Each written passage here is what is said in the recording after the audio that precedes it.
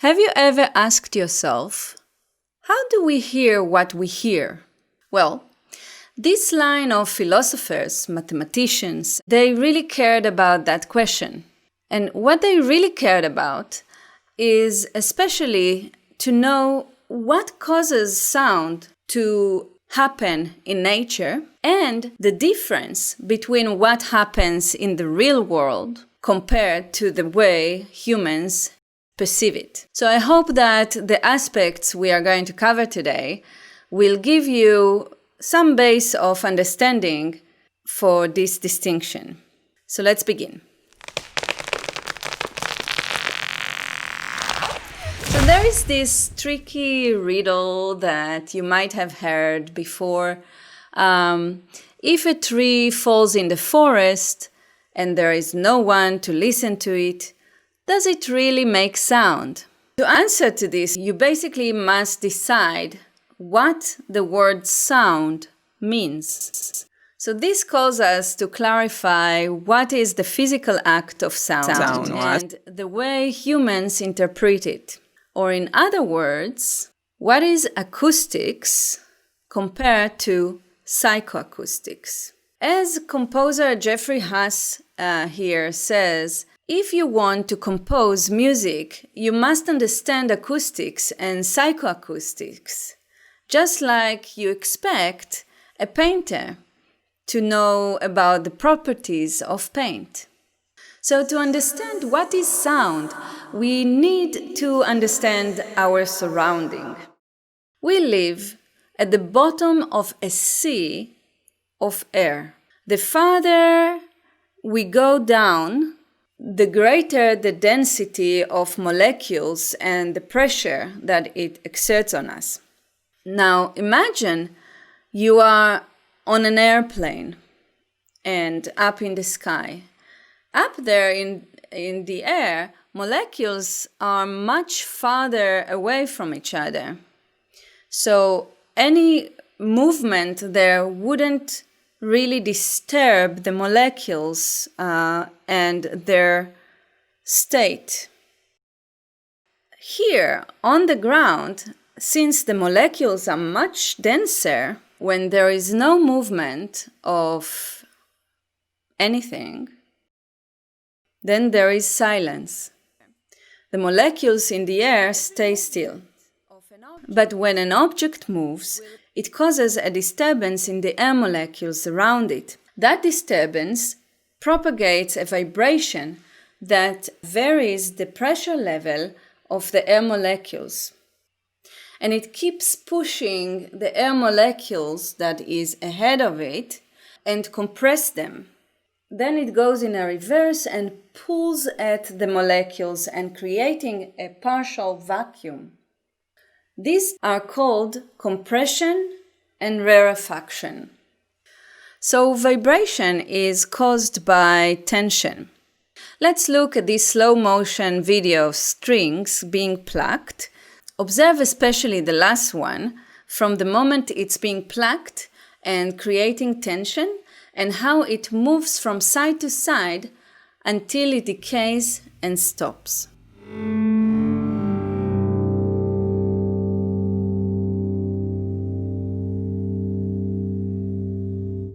So when we look at the graphic of a waveform, it is divided between the two spaces of pressure level. The middle point is where there is no sound, it's the 0 point. When the waveform goes up above the 0, it goes to the peak, and when it goes down to the negative side below 0, it goes to the valley. One complete movement of compression and rarefaction is called cycle. The time it takes to complete a cycle is called period, and we mark it with a T. The amount of complete cycles within 1 second defines its frequency or its pitch. You can see here the formula that shows that frequency equals 1 divided by the period, which means the number of cycles per second. For example, if the cycle happens 100 times within 1 second, it means that it takes 0.01 seconds to complete one cycle. So it's pretty fast, but it's actually one of the lowest frequencies. So when it goes higher, you can just imagine that this rapid vibration cannot even be observed by human's eye. So when we have 100 cycles per second, it creates a frequency of what we call 100 hertz, in honor of Heinrich Hertz, which discovered the radio waves. In terms of human perception, healthy young ear can hear frequencies between 20 and 20,000 hertz. Now, this is a wide range, and it decreases over the years from the upper side, but it's not the whole amount of sound that exists in the world. Animals, for example, can hear infrasounds, which are below 20 hertz, and ultrasounds, which are above 20,000 hertz. There are sensors that humans created that can transduce those frequencies to be perceived through humans' body, but not through humans' ears. Let's observe how different strings in guitar create different rates of their vibration.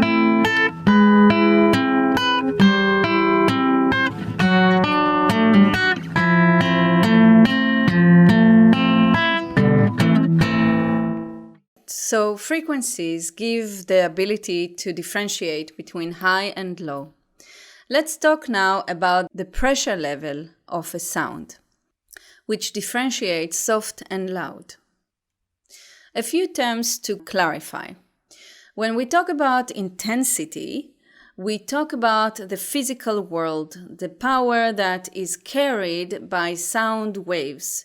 The way humans perceive that intensity is what we call the loudness of sound. The term amplitude is used to refer to the magnitude of an oscillation, which goes from 1 and -1, while 0 in the middle shows the rest time, where there is no sound, as we saw before. The distance from the farthest positions and the rest position is called peak amplitude. The pressure at any other point is called instantaneous amplitude. And you can see here in these two versions of the same frequency, but in different pressure levels or in different amplitudes, you can see that the left one is softer than the right one. Decibel is unit that measures sound pressure level relative to atmospheric pressure caused by the sound. It is called decibel in honor of Alexander Graham Bell, the inventor of the telephone, of course. The lowest sound pressure level, which can be heard by human, is marked as 0 dB and is called the hearing threshold. So as there are frequencies that we can't hear, there are sounds that are below our hearing threshold. The maximum sound pressure level is defined as the threshold of pain, and it starts to get dangerous at about 100 dB and can cause irreversible damage at around 130 dB. So be careful. Human perception sometimes mix up between the sound loudness and the frequency. In some cases, the intensity of the sound influences the perception of the pitch. So, for example, imagine a sine tone with a sustained frequency, a fixed frequency. In frequencies above 2000 Hz, which is high frequency, If the intensity increases, we perceive it as if the pitch is rising.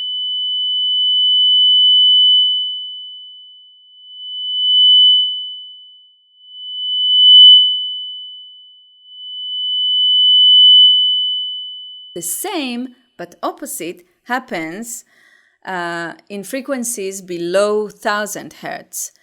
When the intensity increases, we perceive it as if the pitch is dropped.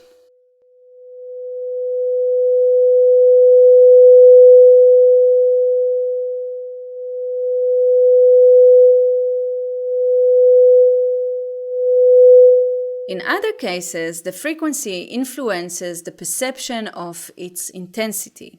Imagine now that there is a consistent intensity. So if the pitches changes between 600 and 2000, then we perceive it as if it's more or less about the same loudness.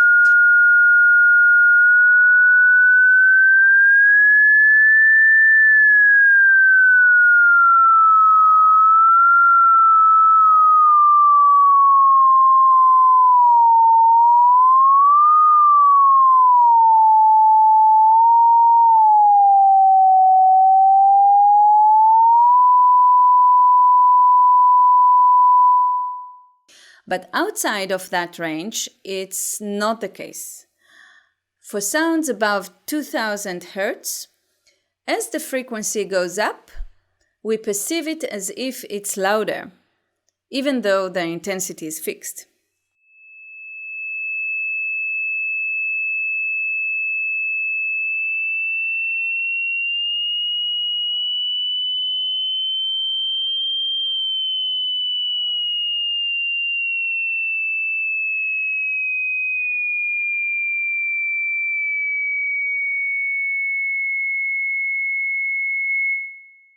In frequencies below 300 Hz, as the frequency goes down, we perceive it as being less loud.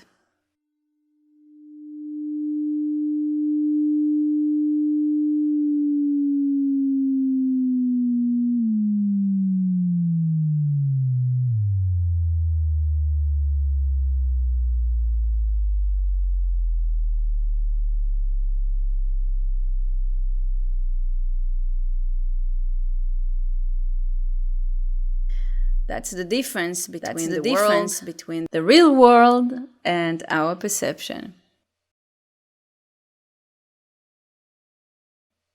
Now, when sound is produced, its intensity changes over time. I see it in analogy to any living thing.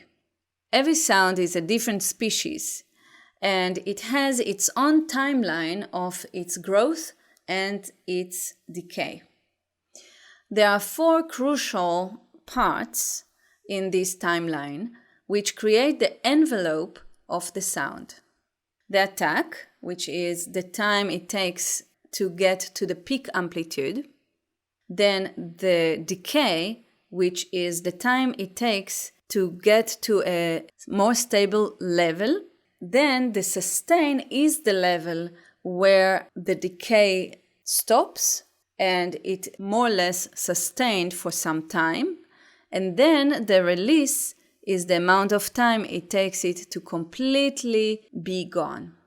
Sound produced by acoustical instrument has a much more complex envelope. We can see a lot of transients, a lot of small changes, though we can still see the overall envelope of the sound. Let's listen to this recording of a single plucked string of the tambura, which is an Indian instrument. We can see as the envelope in the graphic showed how many transients it has until it goes into the release mode. And there, here it has even another kind of iteration of increase in its volume and go back into the real sustain that goes into the release. Let's hear it.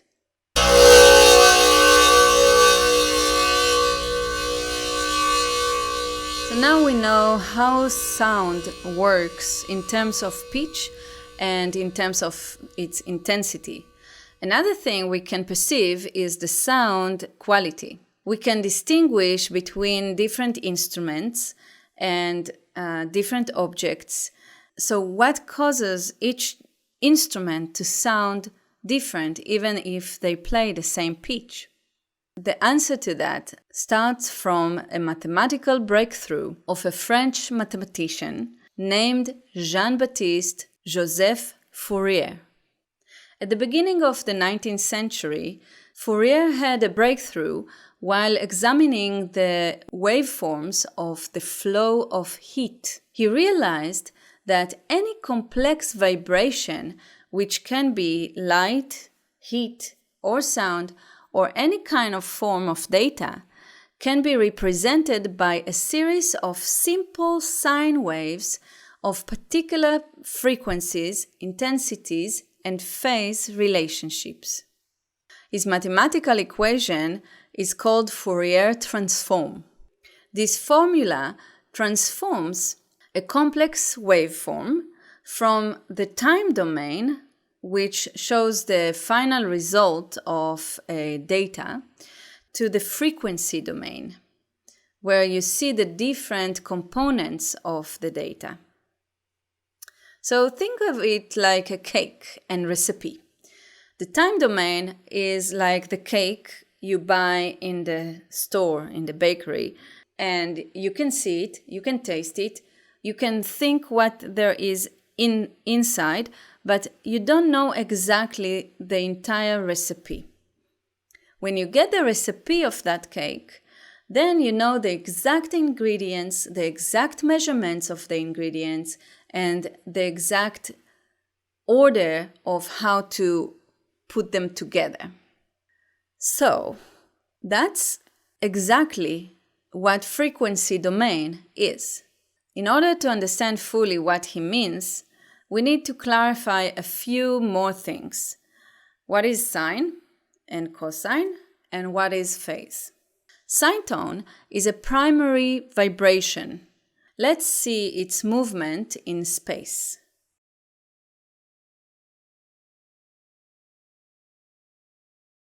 So basically, it's a spiral that keeps rotating, and since it moves around 360 degrees, it can basically start and ends at any point in the circle.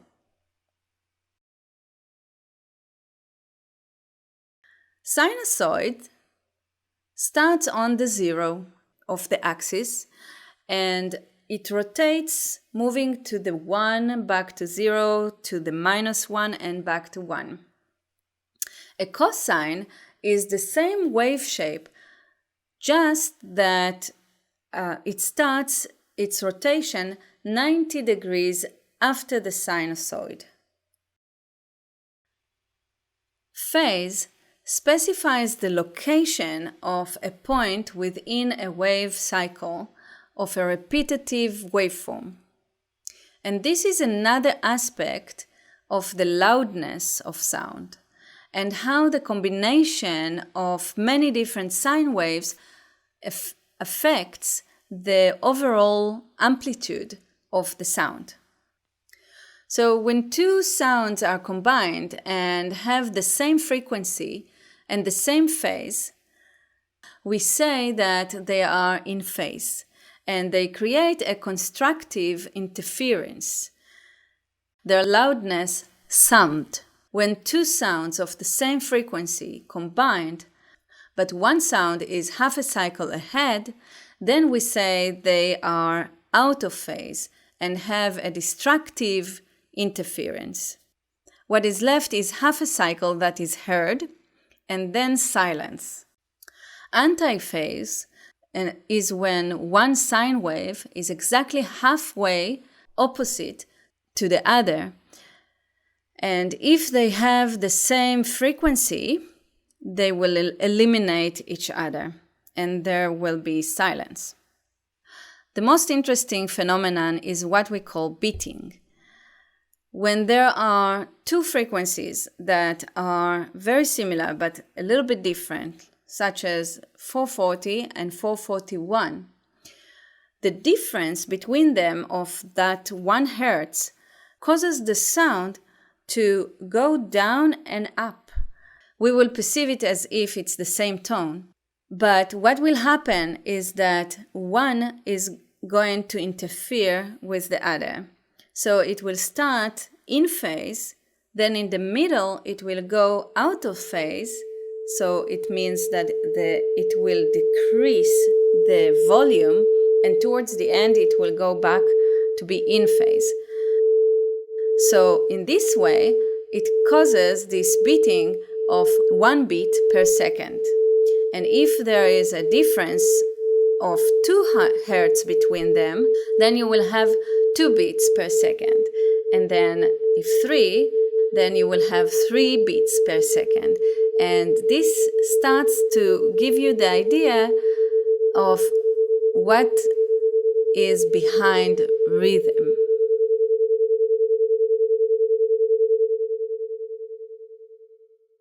Now that we understand all the components Fourier talks about, we can maybe start to understand what kind of data we can observe when we transform a complex waveform, which means a waveform that contains more than one sinusoid, from its time domain to its frequency domain, where we can know which sine waves frequencies are there, what phase each one of them is at, and what is each of their intensity.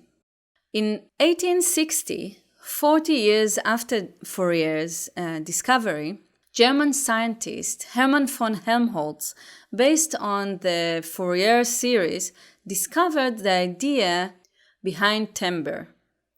He claimed that during the process of hearing, our ear performs a rough Fourier analysis on the signal. For examining that, he devised the acoustic resonators, which we can see in this video.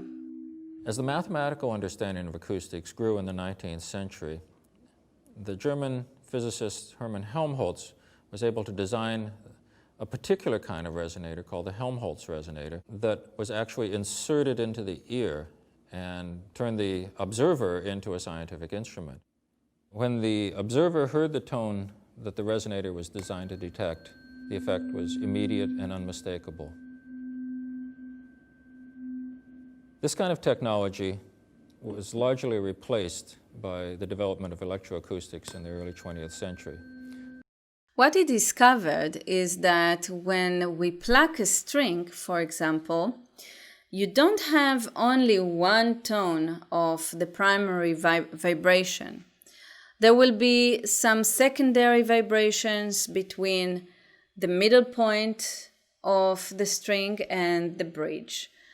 And that will create an additional vibration between that middle point and the bridge. And that will create another one from the middle point to the bridge. And the same thing happens over and over. This sequence is called the harmonic series.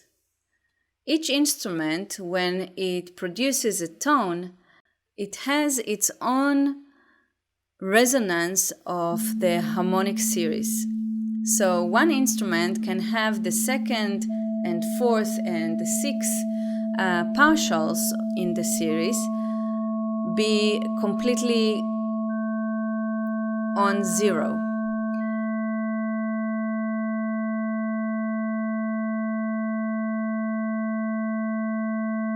And another instrument can have, for example, each partial slightly softer than the other.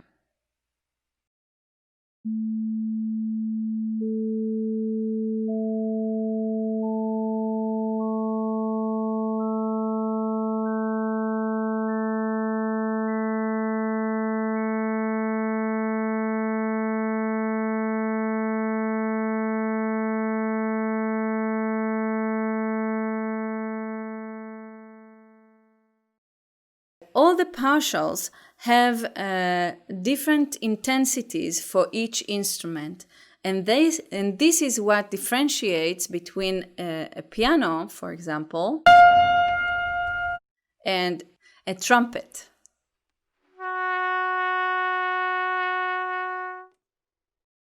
So now let's answer this question of how can we hear what we hear, and talk about the human's ear. When there is a disturbance in air pressure levels, it propagates until it gets to the interior of our ear and will get to the tympanic membrane. This membrane that you can see here will vibrate according to the sound vibration. Probably the best equivalent to that is the way speaker works, which we talked about last week. Those vibrations will reflect and will be propagated as well into this little snail shape that is called cochlea. The cochlea is a very long tube that is curly and embedded in our ear, and it contains a representation of all the different frequencies that go from 20 to 20,000 hertz. When a vibration resonates, it propagates in the cochlea, and if there are presence of these frequencies, they will trigger in the certain positions of the cochlea and then will propagate in our brain as a combination of frequencies that will be understood by the brain as sound. With all that in mind, and after understanding these building blocks of acoustics and psychoacoustics, in a more creative aspect, I would like to end with a quote of this experimental electroacoustic Japanese composer, Takehisa Kozugi. What I'm after is not merely sound, but the waves themselves.